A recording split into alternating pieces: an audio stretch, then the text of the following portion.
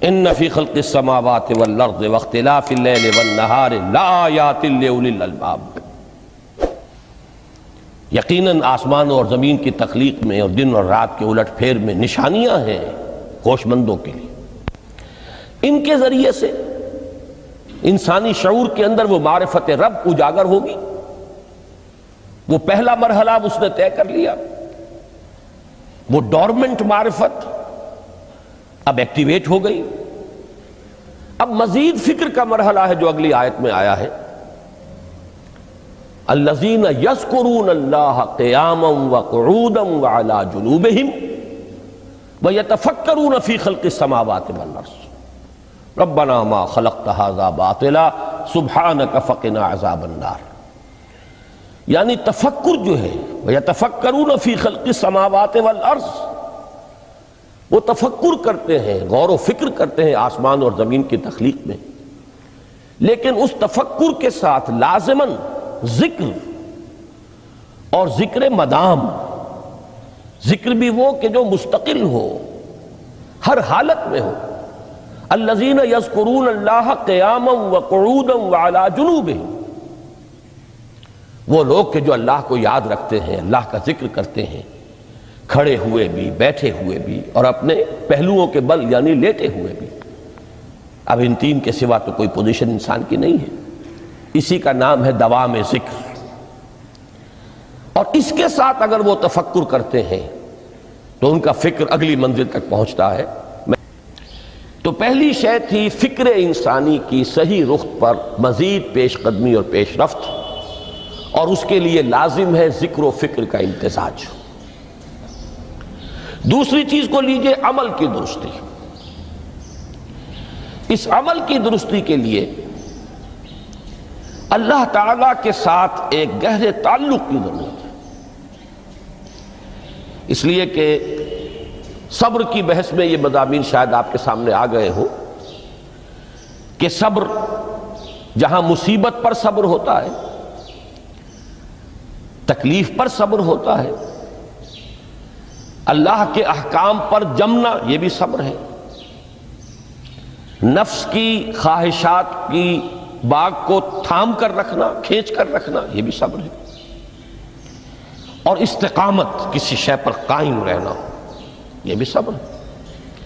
تو عمل صحیح پر استقامت کے لیے وَاصْبِرْ وَمَا صَبْرُكَ إِلَّا بِاللَّهِ، اس صبر کی سب سے اہم جو بنیاد ہے، اس کا جو سب سے بڑا ذریعہ ہے، اس کا جو سب سے بڑا سہارا ہے، وَمَا صَبْرُكَ إِلَّا بِاللَّهِ، اس کے لیے ضرورت ہے ایک گہرے تعلق کی کہ اللہ کے ساتھ ایک ایسا تعلق برقرار رہے جو نہ صرف گہرا ہو بلکہ دائم و قائم ہو، مسلسل۔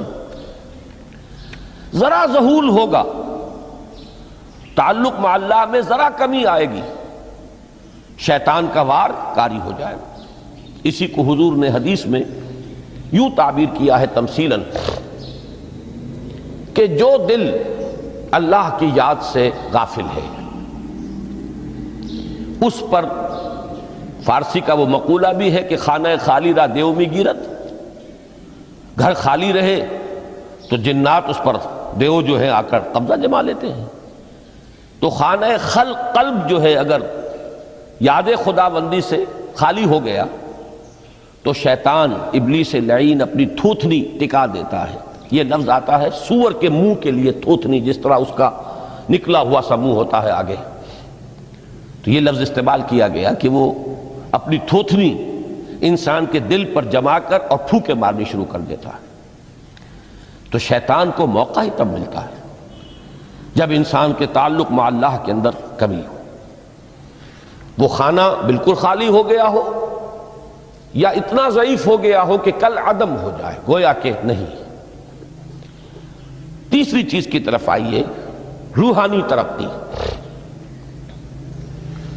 روحانی ترقی کے لیے میں ایک اصطلاح کے سامنے لا رہا ہوں، اس سے مراد کیا ہے؟ روحانی ترقی کے لیے ہماری دینی اصطلاح ہے تقرب الی اللہ، اللہ سے قریب تر ہوتے چلے جانا۔ اس پر میرا ایک کتابچہ بھی ہے، تقرب الی اللہ کے دو مدارج، دو درجے، جو در حقیقت ایک حدیث نبوی علیہ الصلاۃ والسلام ہی پر مبنی ہے، کہ حضور نے ایک درجہ قرار دیا ہے تقرب بالفرائض، فرائض کے ذریعے سے انسان اللہ کا قرب حاصل کرے۔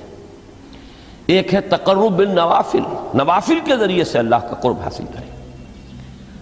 ان میں کیا نسبت و تناسب ہے، اہمیت کے اعتبار سے کون بڑھ کر ہے، بلندی کے اعتبار سے کون بڑھ کر ہے، یہ تمام مسائل میں نے اپنی اس تقریر میں بیان کیے تھے جو اس کتابچے میں شائع ہوئی ہے۔ اس وقت میں اس کی تفصیل میں نہیں جا رہا، صرف یہ تذکرہ اس لیے کر رہا ہوں کہ جن کو بھی خواہش ہو جائے وہ اس کا مطالعہ کرے۔ ہماری اس وقت کی گفتگو سے وہ کتابچہ اس جگہ پر منسلک ہوگا۔ تو تقرب الی اللہ، یہ تقرب کوئی فزیکل فینومینن نہیں ہے، جسمانی یا مادی مسئلہ نہیں ہے۔ اللہ سے قرب یہ نہیں ہے کہ کوئی کروڑوں میل کا فاصلہ ہے، اب ہمیں کوئی رسی پر چڑھنا ہے اوپر بڑی محنت اور مشقت سے۔ فصل تو ہے ہی نہیں، فاصلہ ہے ہی نہیں، بعد ہے ہی نہیں۔ نحن اقرب الیہ من حبل الورید، ہم تو انسان سے اس کی شہرگ سے بھی زیادہ قریب ہیں۔ ہوا معکم اینما کنتم، وہ تو تمہارے ساتھ ہی ہوتا ہے جہاں کہیں بھی تم ہو، بس صرف یہ کہ تمہاری توجہ نہیں ہوتی، تم اور چیزوں میں مشغول و مصروف رہتے ہو، تم ہماری طرف دھیان ہی نہیں دیتے، تم ہماری طرف متوجہ ہی نہیں ہوتے۔ ہم تو مائل بے کرم ہے، کوئی سائل ہی نہیں، راہ دکھلائیں کسے رہنو منزل ہی نہیں۔ انسان جب متوجہ ہو جاتا ہے اور بڑھتا ہے، آگے پیش قدمی کرتا ہے روحانی اعتبار سے، تو یہ ہے در حقیقت تقرب الی اللہ، اور اسی کو ہم کہیں گے روحانی ترقی۔ اب ان تین چیزوں کو اگر آپ نے ذہن میں جما لیا، پھر میری بات کی ترتیب اس کو ذہن میں قائم کیجئے۔ ہم چلے کہاں سے؟ کہ دین کے ساتھ اصل مناسبت فلسفے کی نہیں، حکمت کی۔ نمبر 2، حکمت قرآنی کا پہلا اور اہم ترین اور بنیادی مسئلہ معرفت رب کا حصول ہے۔ اس کا نتیجہ شکر خداوندی ہے، اس کا ذریعہ آیات آفاقی، آیات انفسی، اور سب سے بڑھ کر آیات قرآنیہ ہیں جو الذکر ہے، جو تذکرہ ہے، جو ذکرہ ہے۔ لیکن اس پہلے مرحلے کو اگر کوئی انسان بفضل ہی تعالی، اللہ کے فضل و کرم سے طے کر لے، اب اس کے سامنے تین مسئلے، فکر کی مزید پیش رفت، مزید پیش قدمی صحیح رخ پر، اس کے لیے ذکر اور فکر دونوں کا امتزاج لازمی ہے۔ فقر قرآن اختلاط ذکر و فکر۔ الذین یذکرون اللہ قیاما وقعودا وعلی جنوبہم ویتفکرون فی خلق السماوات والارض۔ دوسری شے عمل کا درست رہنا، نہ افراط و تفریط ہو، عدم توازن ہو، نہ انسان نفس سے مغلوب ہو جائے، نہ انسان جذبات کی رو میں اندھا ہو جائے، نہ انسان ماحول سے مرعوب ہو کر متاثر ہو جائے، صحیح رخ پر اس کا عمل۔ نمبر 3، روحانی ترقی، جو اصل حاصل ہے، جو اصل مقصود ہے۔ نمبر 2 چیز کے لیے تعلق مع اللہ ضروری، نمبر 3 کے لیے تقرب الی اللہ ضروری۔ اب غور کیجئے، ان تینوں چیزوں کا بڑا گہرا تعلق ہے نماز کے ساتھ۔ ان تینوں کے لیے ستون کی حیثیت نماز کو ہے۔ لہذا ایمان کے بعد یا معرفت رب کے بعد حکمت دین کا اہم ترین مسئلہ نماز، صلاۃ۔ اس لیے کہ ایک طرف یہ انسان کو اللہ کے ساتھ ایک گہرے تعلق کا ذریعہ فراہم کرتی ہے، اپنے تمام مصروفیات میں سے، ان مشغولیتوں میں جن میں گم ہونے کا خدشہ ہوتا ہے، نکلو۔ 24 گھنٹے کے معمولات میں سے کم 5 مرتبہ تو لازماً نکلو، اور اپنے آپ کو ذرا، اپنے حواس کو بھی، اپنی باطنی کیفیات کو بھی ذرا تازہ کرو۔ اگر کوئی گندگی نجاست، کسی طرح کی ناپاکی کا کوئی معاملہ ہے، طہارت حاصل کرو۔ طہارت سے تمہارے اندر روح کو بھی بالیدگی ہوگی، تمہارے حواس بھی تازہ ہوں گے، تم گویا کہ بحیثیت کل تمہاری ہستی چاق و چوبند ہو جائے گی۔ وہ کسل، وہ سستیاں، وہ جو ایک کثافتیں ہوتی ہیں، ان سب سے نجات حاصل کرو، اور اب اپنے رب کے حضور میں کھڑے ہو جاؤ، اس کے ساتھ اپنا عہد بھی تازہ کرو، اس کی اہم صفات کو بھی اپنے ذہن میں پھر مستحضر کرو۔ یہی وجہ ہے، دیکھیے میں نے جو آیات آپ کو شروع میں سنائی تھی، سورہ لقمان کی 2 آیتیں، پہلی آیت میں اس کا ترجمہ کر چکا، دوسری آیت وَلَقَدْ وَإِذْ قَالَ لُقْمَانُ لِابْنِهِ وَهُوَ يَعِظُهُ يَا بُنَيَّ لَا تُشْرِكْ بِاللَّهِ إِنَّ الشِّرْكَ لَظُلْمٌ عَظِيمٌ۔ اس کے بعد درمیان میں کچھ مضمون آ کر پھر وہ آیہ مبارکہ آئی، یا بنی اقم الصلاۃ وامر بالمعروف وانہی عن المنکر واصبر علی ما اصابک۔ گویا کہ اہم ترین چیز، بنیادی ترین چیز، اللہ کو محض پہچان لینا کافی نہیں ہے، یاد رکھنا ضروری ہے۔ اللہ یاد رہے گا تو فکر صحیح آگے بڑھے گا، اللہ یاد رہے گا اور اس کے ساتھ ایک گہرا تعلق جو ہے برقرار رہے گا تو عمل درست رہے گا۔ بالکل یہی بات سورہ طٰہٰ میں جو پہلی وحی حضرت موسیٰ علیہ السلام پر ہوئی، اور پہلا مخاطبہ ہے، چونکہ حضرت موسیٰ کو یہ انبیاء کرام کے مقدس گروہ میں ایک امتیازی حیثیت حاصل ہے کہ ان سے براہ راست گفتگو ہوئی ہے، اگرچہ صرف ایک پردہ تھا، اوٹ من ورائے حجاب گفتگو ہوئی ہے، لیکن یہ کہ کوئی فرشتے کا درمیانی جو ہے وہ لنک نہیں تھا، براہ راست اللہ تعالیٰ نے حضرت موسیٰ علیہ السلام سے کلام فرمایا۔ کلم اللہ موسیٰ تکلیما، موسیٰ سے تو اللہ نے کلام فرمایا جیسے کہ کلام کیا جاتا ہے۔ تو پہلا مخاطبہ ہے، یہ پہلا مکالمہ ہے، پہلی وحی کہیے، اسی میں یہ الفاظ بھی موجود ہیں، اننی انا اللہ لا الہ الا انا فاعبدنی واقم الصلاۃ لذکری۔ یہ گویا کہ حکمت قرآنی کا ایک بہت بڑا خزانہ ہے یہ آیت مبارکہ، کہ خود حضرت موسیٰ علیہ السلام کو جو ہدایت دی جا رہی ہے، میں ہوں، میں اللہ، اننی انا اللہ لا الہ الا انا، میرے سوا کوئی معبود نہیں، فاعبدنی، بس میری بندگی، میری عبادت، میری پرستش، میری محبت، اس کو اختیار کرو۔ وَأَقِمِ الصَّلَاةَ لِذِكْرِي، اور نماز کو قائم رکھو میری یاد کے لیے۔ بلکہ اسی سلسلہ کلام میں آگے چل کر سورہ طٰہٰ میں آتا ہے، کافی گفت و شنید کے بعد جب حضرت موسیٰ نے کچھ معذرت بھی کی، کچھ دعائیں بھی کی، اللہ نے ایک دعا قبول بھی کی کہ ان کے بھائی کو بھی شریک کر دیا، حضرت ہارون کو بھی۔ اس کے بعد پھر جب فرمایا کہ اب جاؤ فرعون کی طرف، تو اس میں فرمایا وَلَا تَنِيَا فِي ذِكْرِي، اور دیکھنا یہ جو عظیم مشن تمہارے کندھے پر آ گیا ہے، بڑا بھاری اور کٹھن ایک فرض ہے جو تم پر عائد ہو گیا ہے، اس کے لیے سب سے بڑی تمہارے پاس جو قوت کا ذریعہ ہے وہ نماز ہے۔ اقیم فلا تنیا عن ذکری، میری یاد میں کبھی غفلت نہ کرنا، اس میں کبھی کوئی کمی نہ آنے دینا۔ جیسا کہ میں نے عرض کیا تھا کہ جیسے ہی وہ تعلق جو ہے کمزور پڑتا ہے یا منقطع ہو جائے معاذ اللہ، تو پھر انسان گویا کہ شیطان کے لیے ایک لقمہ تر بن جاتا ہے۔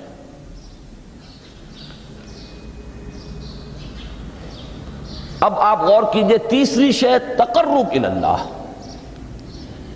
اس کے حوالے سے بھی جو فرائض اور نوافل کی بات ہے اس کو اس وقت ذہن سے نکال کر یہ سمجھیے کہ اس میں نماز کا کیا مقام ہے، اس لیے کہ نماز فرض بھی ہے، نماز نفل بھی ہے، وہ تو ان دونوں میں شریک ہو جائے گی۔ اب اس کو لفظ صلاۃ کے حوالے سے آپ ان دونوں چیزوں کو سمجھیے۔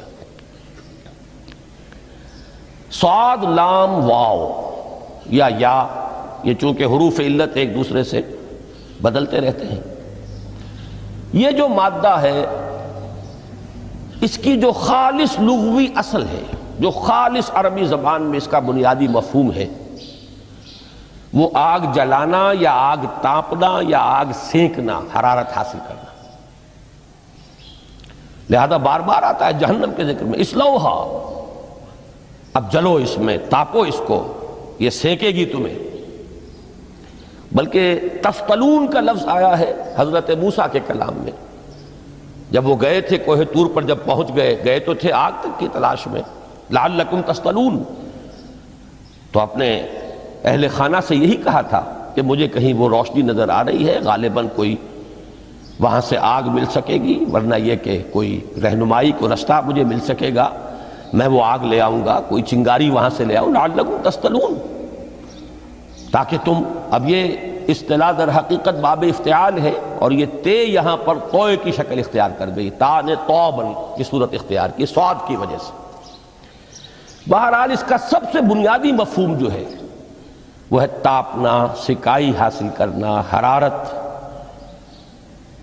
اس کے حوالے سے سمجھ لیجئے کہ سب سے بنیادی تعلق اس کا جو ہے وہ روح کے ساتھ ہے۔ روح میں محبت خداوندی کی آگ اگر ٹھنڈی پڑ گئی ہو، اگر محبت خداوندی کی حرارت میں کمی ہو رہی ہو، تو اس کو اثر نو، جس کو کہ میں آج سوچ رہا تھا تو ایک لفظ ذہن میں آیا کہ جیسے بیٹری اس کو ریچارج کیا جاتا ہے، اسی طریقے سے روح کے اندر محبت خداوندی کی اس حرارت کو اثر نو تازہ کرنا، یہ ہے در حقیقت نماز کا اصل مقصد۔ اس لیے کہ اس لفظ کا بنیادی مفہوم، اصل لغوی مفہوم تو یہ،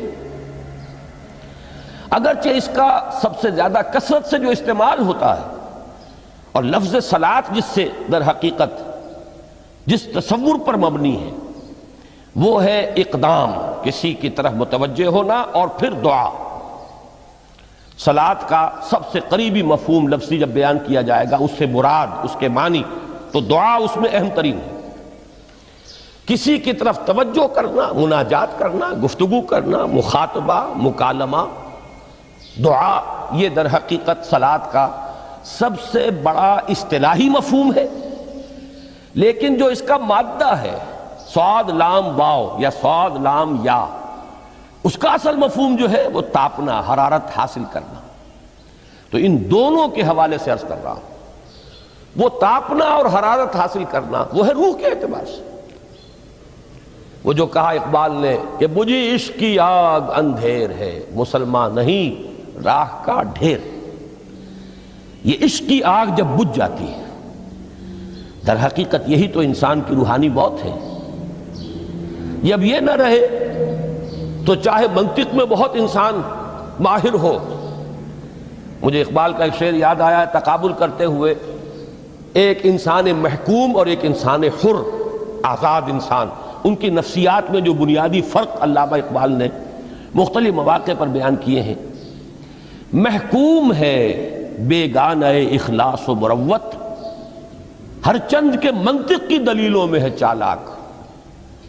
تو منطق کی دلیلوں میں انسان چالاک ہو جائے اور وہ لغت ہائے حجازی کا وہ ایک خزانہ بن جائے، اسے تمام الفاظ کے معنی یاد ہوں، وہ بڑے مسائل فقہ کے اسے ازبر ہوں، جزیات، بے انتہا جزیات جو ہیں وہ مستحضر ہوں، فلسفے کے بڑے بڑے مسئلے اس نے حل کر لیے ہوں، لیکن اگر روح میں وہ اللہ کی محبت کی آگ نہیں ہے، وہ تپش نہیں ہے، مجھے عشق کی آگ اندھیر ہے، مسلمان نہیں راہ کا ڈھیر۔ اسی کے حوالے سے آج مجھے یاد آیا تھا کہ وہ جو بڑی سادہ سی ایک نظم ہے، اللہ تعالیٰ سے دعا، یا رب دل مسلم کو وہ زندہ تمنا دے، اس میں بھی جو الفاظ آئے ہیں، جو روح کو گرما دے اور قلب کو تڑپا دے، یہ ہے اصل جو مقصود ہے نماز کا۔ اور یہی وہ چیز ہے جیسا کہ میں نے عرض کیا تھا کہ نگاہوں سے اوجھل، یہ پہلو سامنے ہے ہی نہیں۔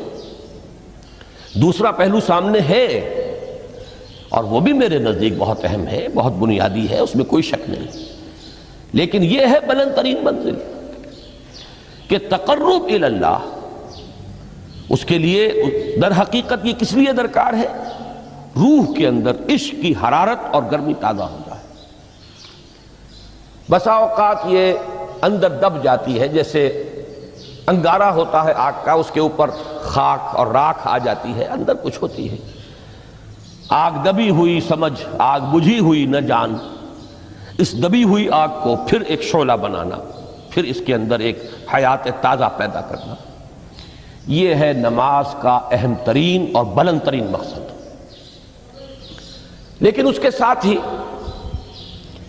اس نماز میں ذکر ہونا، اس کا یہ ذکر ہے، اور ذکر کی جب میں فہرست بیان کیا کرتا ہوں بہت سے حضرات کے سامنے ہوگا کہ ذکر کا در حقیقت مفہوم ہے استحضار اللہ فی القلب۔ ہمارے ہاں غلطی سے جو ذرائع ذکر ہیں انہیں ذکر قرار دے دیا گیا ہے۔ نماز ذکر نہیں ہے، نماز ذکر کا ذریعہ ہے۔ اقیم الصلاۃ لذکری، نماز قائم کرو میرے ذکر کے لیے۔ یہ اللہ اللہ کہنا یا ادعیہ معصورہ جو حضور صلی اللہ علیہ وسلم کی مسنون دعائیں ہیں، انہیں اپنے تمام معمولات دنیاوی کے ساتھ ساتھ ان دعاؤں کو بھی انسان پڑھتا رہے، اللہ سے دعا کرتا رہے، یہ تمام ذرائع ذکر ہیں۔ سبحان اللہ الحمدللہ الحمدللہ، اس کا آپ ورد کیجئے، یہ بھی ذریعہ ذکر ہے۔ حقیقت میں ذکر ہے استحضار اللہ فی القلب، اللہ کو دل میں لے آنا، اللہ کو دل میں حاضر کر لینا، اصل میں تو ترجمہ ہوگا، لیکن حاضر جاننا، یہ کیفیت جو ہے انسان کو حاصل ہو جائے۔ اب اس کے حوالے سے ذرا بات سمجھیے کہ ایک تو میں عرض کر چکا ہوں مجسم ذکر تو قرآن ہے، لہذا ذکر کی فہرست جب آپ کریں گے ذرائع ذکر تو ان میں سب سے پہلے قرآن آئے گا، اس لیے کہ وہ ہماری حکمت کے پہلے مسئلے کو حل کر رہا ہے، بنیادی مسئلہ، اہم ترین مسئلہ۔ دوسرے نمبر پر ذکر جو ہے، اب اس کے لیے کچھ اصطلاحات جو میرے مختلف دروس میں شاید آپ کے سامنے بعد میں آئیں یا پہلی آ چکی ہوں، ان کے حوالے سے میری بات سمجھیے۔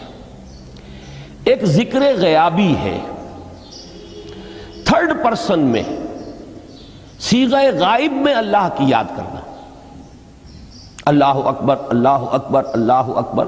ابھی اللہ اکبر جو ہے یہ جملہ اسمیہ خبریہ ہے، ایک حقیقت کی تکرار آپ کر رہے ہیں، اللہ سب سے بڑا ہے، اللہ سب سے بڑا ہے، سبحان اللہ سبحان اللہ سبحان اللہ۔ یہ در حقیقت ذکر غیابی ہے کہ آپ اس میں مخاطب نہیں ہیں اللہ سے، ایک ذکر خطابی کہیں یا ذکر حضوری کہیں، جس میں مکالمہ ہوتا ہے، جس میں گفتگو ہوتی ہے۔ تو نماز در حقیقت ذکر حضوری اور ذکر خطابی کی بلند ترین شکل ہے۔ اس لیے میں نے عرض کیا تھا کہ نماز کے لفظ یا صلاۃ کے لفظ، یہ اصطلاحی معنی جو اکثر و بیشتر کیے جاتے ہیں وہ ہے دعا، اور دعا میں ہوتا کیا ہے؟ مکالمہ ہے، مخاطب، اے اللہ، اے میرے رب، اے پروردگار۔ پھر یہ کہ اس میں اقدام اور کسی کی طرف متوجہ ہونا، یہی وجہ ہے کہ افتتاح صلاۃ، نماز کو شروع کرنے کے لیے ایک تو وہ الفاظ جو قرآن مجید میں آئے ہیں، انی وجہت وجہی للذی فطر السماوات والارض حنیفا وما انا من المشرکین، یہ ہے توجہ کا ارتکاز، بشرطے کہ یہ صرف الفاظ ہی نہ نکل رہے ہوں، واقعتاً یہ تعبیر ہو اس وقت کی انسان کی نفسیاتی کیفیت کی، کہ شعوری طور پر وہ فیصلہ کرتا ہے کہ اب میں منقطع ہو رہا ہوں، ہر چہار طرف سے اپنی توجہ کو ہٹا کر، ہر مسئلے سے اپنے آپ کو خالی و ذہن کر کے، یعنی ظاہری اور باطنی دونوں اعتبار سے میں اپنی توجہ کا ارتکاز کر رہا ہوں اس ذات کی طرف جس نے آسمانوں اور زمین کو پیدا کیا، اور بالکل یکسو ہو کر رہا ہوں۔ انی وجہت وجہی للذی فطر السماوات والارض حنیفا وما انا من المشرکین۔ اور دوسری وہ جو دعا جس سے ہم افتتاح کرتے ہیں اپنی نماز کا، دیکھیں اس میں خطاب کا کس قدر اہتمام ہے، وہاں سبحان اللہ نہیں ہے، سبحانک اللہم، پاک ہے تو اے رب ہمارے، وبحمدک وتبارک اسمک وتعالی جدک۔ اب آپ غور کر رہے ہیں، یہ ہے تخاطب، براہ راست مخاطب ہونا شروع ہو رہی ہے۔ تو سب سے پہلی بات تو یہ ہوئی کہ ذکر کی ایک شکل ہے ذکر غیابی، دوسری ذکر حضوری، اور ذکر حضوری یا ذکر خطابی کی بلند ترین منزل، بلند ترین اس کا ذریعہ نماز۔ اس کو ایک پہلو سے اور سمجھ لیجئے، سورہ فاتحہ جب پھر ہم پڑھتے ہیں جسے الصلاۃ کہا گیا ہے، جو لب لباب ہے، خلاصہ ہے، اس میں پھر تدریجاً غیاب سے حضور کی طرف پیش قدمی ہوتی ہے۔ الحمدللہ رب العالمین الرحمن الرحیم مالک یوم الدین، یہ ذکر غیابی ہے، اس میں ابھی خطاب نہیں آیا، یہ وہی جملہ اسمیہ ہے۔ کل تعریف اس اللہ کے لیے ہے جو تمام جہانوں کا پروردگار ہے، مالک ہے، جو رحمان ہے، رحیم ہے، جزا و سزا کے دن کا مختار و مالک ہے۔ اب یہ غیاب سے حضور کی طرف، ایاک نعبد و ایاک نستعین اہدنا الصراط المستقیم، یہ ہے وہ۔ اب پہلے ایک معاہدہ ہے، ایک اقرار ہے، اعتراف ہے، وعدہ ہے، اور پھر دعا ہے، استدعا ہے